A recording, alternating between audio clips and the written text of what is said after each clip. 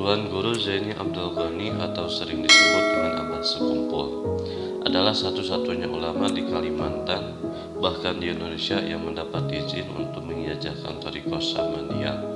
Oleh karena itu banyak yang datang kepadanya untuk mengambil baiat Thariqah tersebut, bukan saja dari Kalimantan, Pulau Jawa, bahkan dari luar negeri.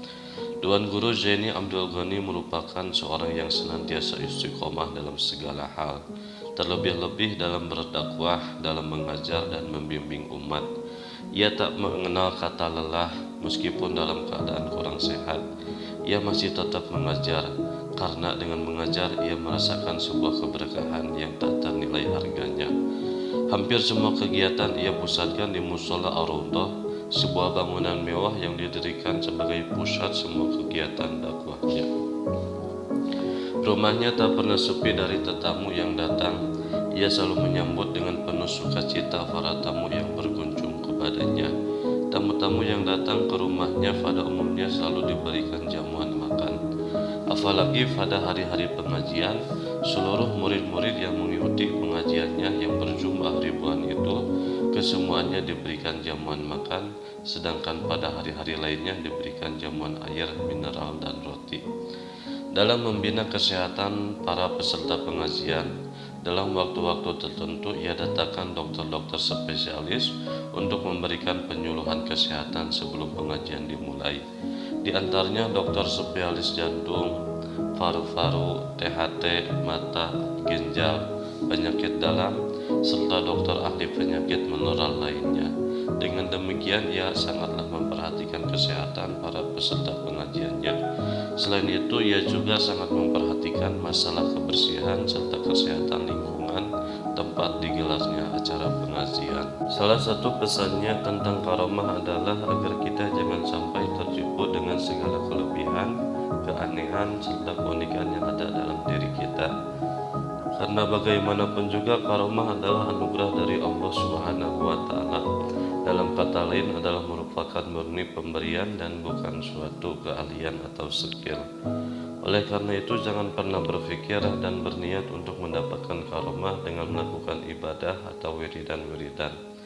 Karena karomah yang paling mulia dan tinggi nilainya adalah istiqomah di jalan Allah Subhanahu wa Ta'ala dan Rasulnya.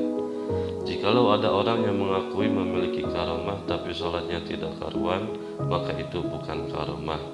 Karena kesungguhan ibadah serta keistiqomahan Tuan Guru Muhammad Zaini Abdul Ghani, maka Allah Subhanahu wa Ta'ala memberinya beberapa karomah. Dalam usia 10 tahun ia didatangi oleh seorang bekas perampok yang sangat ditakuti masyarakat akan kejahatan dan kekejamannya.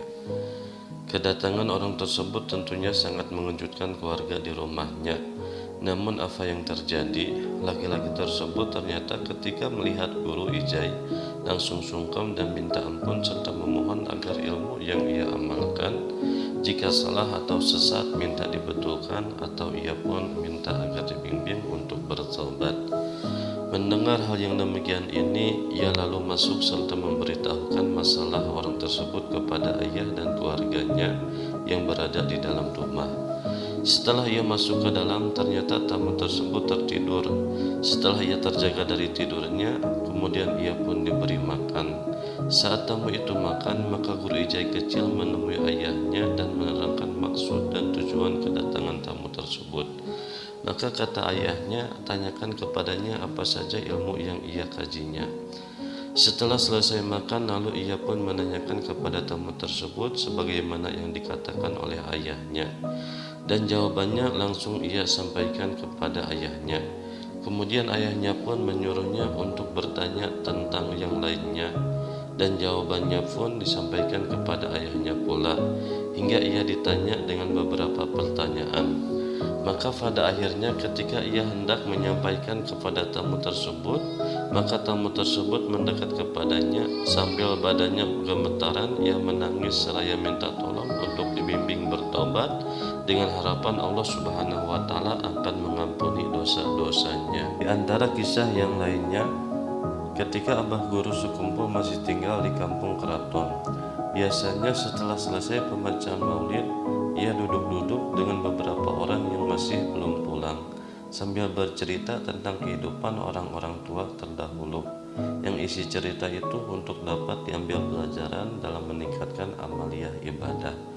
Ketika ia tengah-tengah bercerita tentang buah rambutan, padahal pada waktu itu masih belum musimnya, dengan tidak disadari dan tanpa diketahui oleh yang hadir, maka ia pun mengacungkan tangannya ke belakang dan ternyata di tangannya terdapat sebuah buah rambutan yang masak.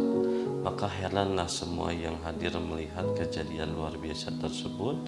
Saat itu rambutan tersebut dimakan oleh semua yang hadir dalam majelis itu. Kisah lainnya, pernah pada suatu musim kemarau yang panjang, di mana hujan sudah lama tidak turun sehingga sumur-sumur sudah hampir mengering, hingga masyarakat ketika itu sangat cemas dan mengharap agar hujan segera turun. Melihat hal demikian itu, maka orang-orang berduyun-duyun datang kepada guru sekumpul memohon doa kepadanya agar hujan segera turun. Melihat kecemasan penduduk, kemudian ia pun keluar rumah dan menuju pohon pisang yang masih berada di dekat rumahnya itu. Setelah memanjatkan doa kepada Allah Subhanahu wa taala dan bertawassul kepada Rasulullah sallallahu alaihi wasallam serta para aulia, lalu ia menggoyangkan pohon pisang tersebut dan ternyata tidak lama kemudian hujan pun turun begitu derasnya. Kisah lainnya, suatu ketika saat melaksanakan haul Syekh Muhammad Irsal Al-Banjari yang ke-189 di dalam pagar Martapura, kebetulan pada masa itu sangat musim hujan sehingga air membanjiri jalanan yang akan dilalui oleh Tuan Guru Jaini Abdul Ghani menuju tempat pelaksanaan haul. Hingga hal ini sempat mencemaskan panitia pelaksanaan haul tersebut. Namun subhanallah, tidak disangka sejak pagi harinya jalanan yang akan dilalui oleh Guru Ijai yang tadinya digenang air sudah mengering, sehingga dengan mudahnya ia dan rombongan melewati jalanan tersebut, dan setelah keesokan harinya jalanan itu kembali digenangi air sampai beberapa hari. Demikianlah di antara karomah dan kekuasaan Allah Subhanahu wa taala yang ditunjukkan kepada diri seorang hamba yang dikasihinya. Semoga kita semua diberi berkah berkat guru sepuh.